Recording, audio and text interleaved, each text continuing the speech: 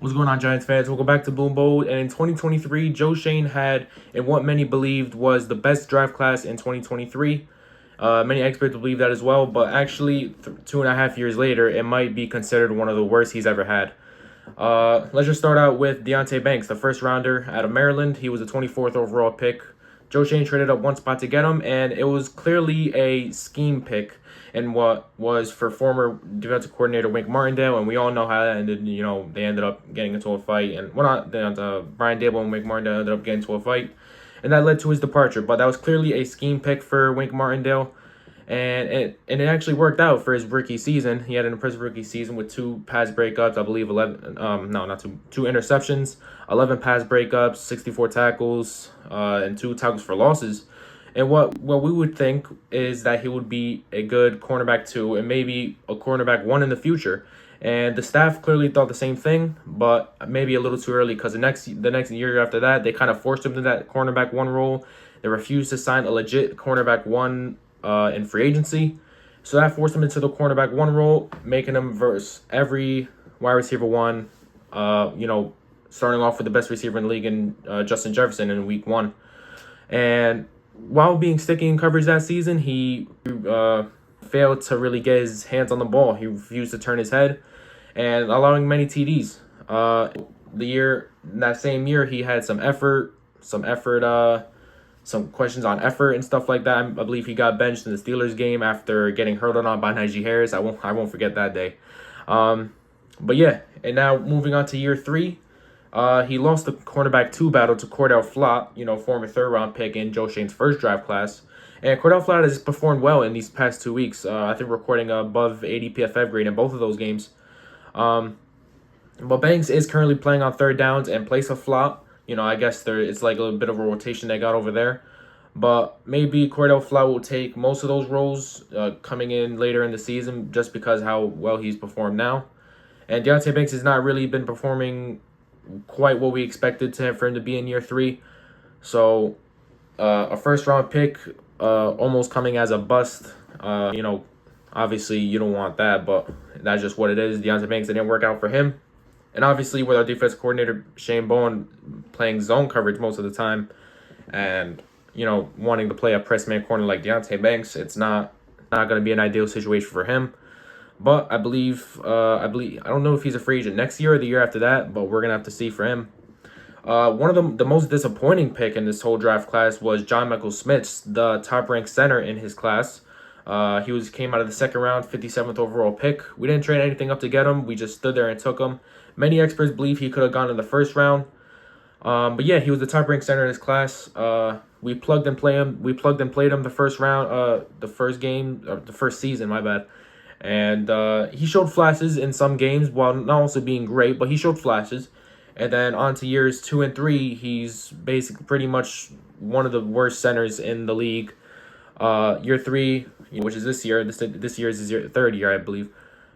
He has not performed well. He's been getting dominated by players like Deron Payne and players like Kenny Clark, which are obviously they are good defensive tackles in this league. They're respected veterans. But obviously, you want to see growth from your 2nd-round pick from the center position. And obviously, there's talks of Marcus Bowe coming into the starting lineup. So obviously, you don't want to see him, a 5th-round pick, replacing a 2nd-round pick.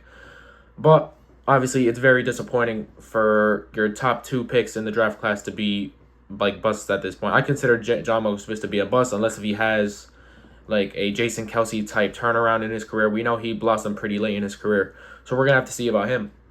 Jalen Hyatt, what can I even say about him? 73rd overall pick in the 3rd round, traded up 16 spots to get him. Well, while he showed flashes of potential in his first season, I think multiple 100-yard games, one of them coming against the Patriots, the other one I can't remember which one.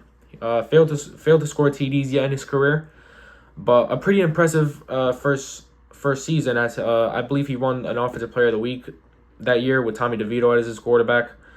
Second season, his role was completely diminished with the arrival of Malik Neighbors. We drafted him with the 6th overall pick that year, and he just failed to see the field. And when he was targeted, he wasn't really all that well. And his 3rd season, which is this season, he has failed to put up 1 rep. He hasn't even saw the field yet. He's just on the bench. But for some reason, Brian Dable allowed him on the 53-man roster. That just makes no sense to me. So Jalen Hyatt is for sure a bust at this point. I know there was some calls. Teams wanted to trade up, not trade up. They were calling Joe Schoen in calls of trade to see what value he was and what Joe Schoen valued him as. I guess they refused to trade him, and he made the 53-man roster. And now he's not even seeing any snaps. So I don't see what the point of him on being the 53-man roster is. And the next 3 picks, going from the 5th round up, 4 picks actually, going from the 5th round up, what can you really expect? We've had a 5th round pick, a 6th round pick, and 2 7ths after. The 5th round pick, it was Eric Gray. I believe he's no longer on the team anymore. He was the 172nd overall pick. You know, looking for explosiveness with to be the running back 2 behind Saquon Barkley, but he just is no longer on the team. I don't know where he is now.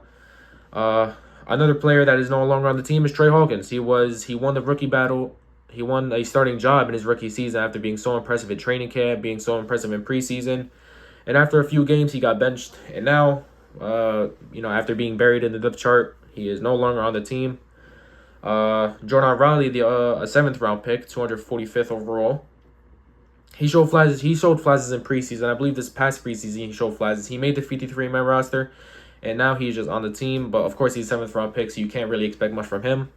And the final pick with the 254th overall pick of this draft class was Javarius Owens, the safety. I know he is no longer on the team. I believe he signed with the Bears after, but I think he got released from them. Don't know where he is now, but yeah, this just clearly shows, like, in the situation that these, especially these top 3 picks are in. You know, we got Deonte Banks, JMS, and Jalen Hyatt. It is a very disappointing draft class, and hopefully, this draft, like the past, I know his 2022 draft class was much better. Obviously, with Kayvon Thibodeau coming in, being a rising star in this league, and the 2024 draft class being much better with Malik Neighbors, Andrew Phillips.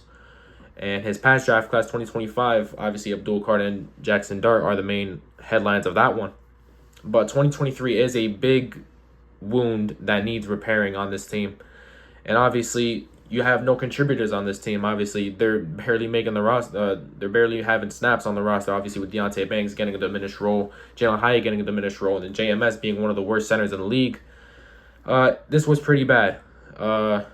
Hopefully, if Joe Schoen if Joe Schoen makes it through this year, because obviously we're 0-2, we have the Kansas City Chiefs next.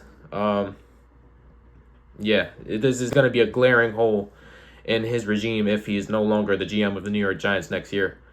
This is going to be talked about a lot, and this might be one of the worst draft classes of all time, honestly, just all around. But yeah, with that, if you guys like this video, make sure you guys like, comment, subscribe. It'll all be really appreciated. Obviously, we have Kansas City Chiefs in Week 3. Can't wait for that. Let's go Big Blue.